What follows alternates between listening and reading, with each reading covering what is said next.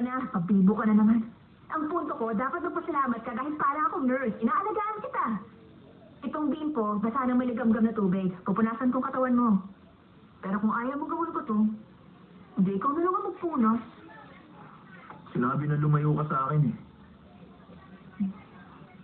Naiilang ka ba dahil dun sa nangyari kagabi? Hindi mo naman kasalanan yun eh. Bidalaan kita, di ba? Iba talaga ang alindog ko. Maaakit ka. Naiintindihan kita. Alam ko namang tao ka lang eh. Kaya hindi mo napigil ang bugso ng damdamin. Kaya lang kasi... naisip ko, bigla ka nagkasakit matapos mo kong halikan kaya... nakakakonsensya.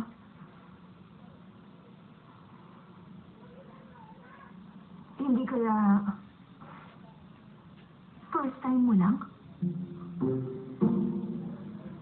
Ano? Hindi. Teka, bakit parang hindi ka sigurado? Nakakainis.